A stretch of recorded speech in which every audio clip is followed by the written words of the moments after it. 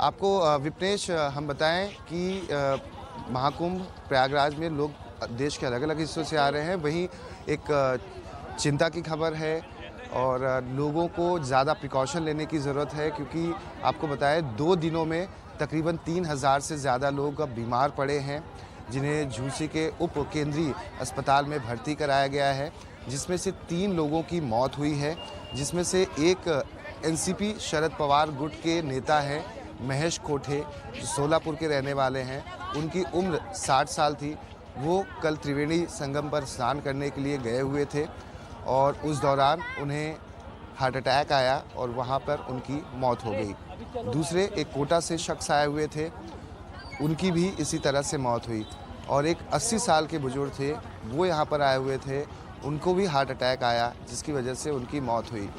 तो यहाँ पर जो भी श्रद्धालु प्रयागराज में महाकुंभ में दर्शन करने के लिए आए, स्नान करने के लिए आए, अपने परिवार के साथ, बुजुर्ग माता पिता के साथ, बच्चों के साथ, महिलाओं के साथ, और खुद अपनी सुरक्षा का ध्यान रखें। ज़्यादा से ज़्यादा कपड़े पहन कर आएँ। और क्योंकि ठंड बहुत ज़्यादा है, और अगर आज के तापमान की बात की जाए तो आज का जो टेम्परेचर है वो 9 डिग्री तक है। और यहाँ पर 2 दिन पहले बारिश हुई थी, तेज़ हवाएं चलती हैं गंगा त्रिवेणी घाट पर। तो ऐसे में अपनी सुरक्षा खुद सुनिश्चित करें और ज़्यादा से ज़्यादा कपड़े पहने, ठंड ना लगने पाए। हो सके तो बच्चों को दूर रखें स्नान से, या पानी जो गंगा जी का पावन जल है उससे छिड़काव करें, क्योंकि बीमार पड़ जाने से परिवार को कष्ट होगा, परिवार चिंतित रहेगा। और ऐसी कोई भी हादसा ना हो, यही न्यूज़ 24 भी कामना करता है।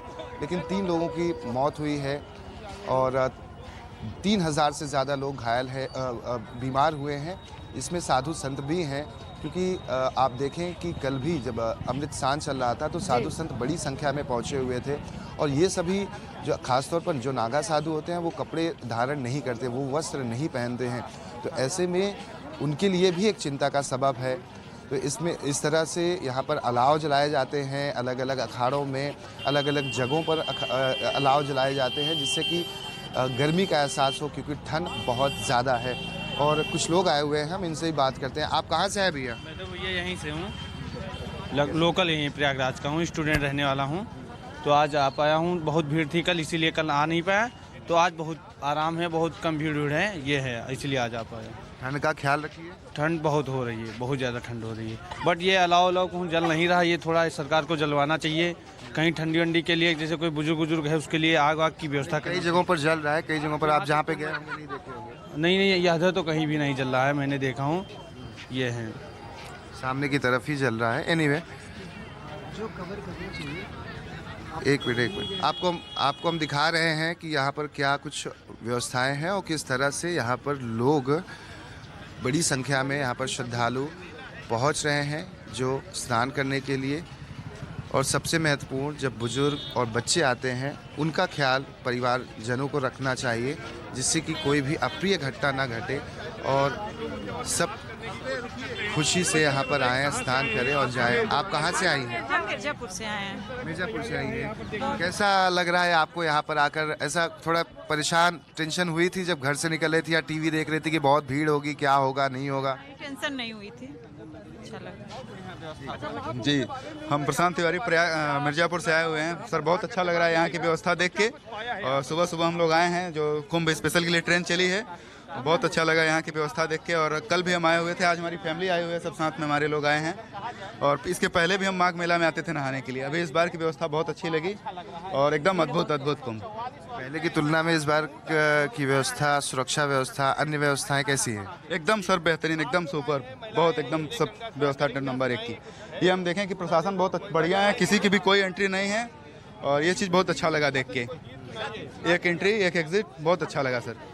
सब कुछ सर ओवरऑल सर बहुत बढ़िया सर, एकदम जैसा सर सोच के आए थे। जो प्रचार देखे थे टीवी में, यूट्यूब पे जो भी देखे थे, उससे बहुत अच्छा यहाँ पे है। आप कहाँ से हैं? सीधी से। यहाँ के व्यवस्था सही है, योगी आदित्यनाथ ने सही किया है और श्रद्धालुओं को भी सही सुविधा चल रही है। भारी मात्रा में संख्या है, फिर भी व्यवस्था सही चल रही है। जय गंगा माई की। तुम बोल रहे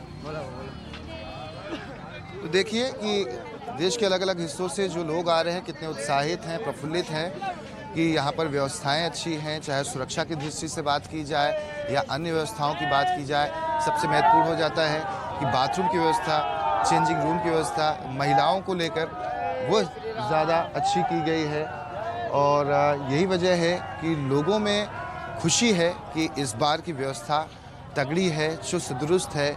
श्रद्धालुओं को चिंता करने की ज़रूरत नहीं है क्योंकि प्रशासन और सरकार लगातार यहाँ पर अपनी पैनी नज़र बनाए हुए हैं। और सबसे महत्वपूर्ण आपको बता दूं कि योगी आदित्यनाथ भी महाकुंभ प्रयागराज कुछ ही दिनों के बाद आने वाले हैं और संभवतः जो जानकारी मिल रही है कि वो 2 से 3 दिन यहाँ पर रहेंगे। और योगी सरकार में जो भी मंत्री हैं, कैबिनेट मंत्री हैं, वो भी यहाँ पर आने वाले हैं। तो एक तरह से कहें तो महाकुंभ से भी योगी सरकार चलेगी। जब यहाँ पर योगी आदित्यनाथ मौजूद होंगे तो अपने जो मिनिस्टर्स होंगे उनके साथ बैठकें भी करेंगे, आला अधिकारियों के साथ बैठक करेंगे, सुरक्षा को और कैसे चुस्त दुरुस्त बनाया जाए उससे संबंधित भी चर्चाएं होंगी, बैठकें होंगी कि महाकुंभ जब ये 40 दिनों तक चलेगा, 13 जनवरी से इसकी शुरुआत हुई और 26 फरवरी यानी कि महाशिवरात्रि तक यहाँ पर श्रद्धालुओं का तांता लगा रहेगा। तो हर एंगल की बात की जाए तो सभी जगहों पर सुरक्षा व्यवस्था कड़ी हो, चाहे वो रेलवे स्टेशन की बात की जाए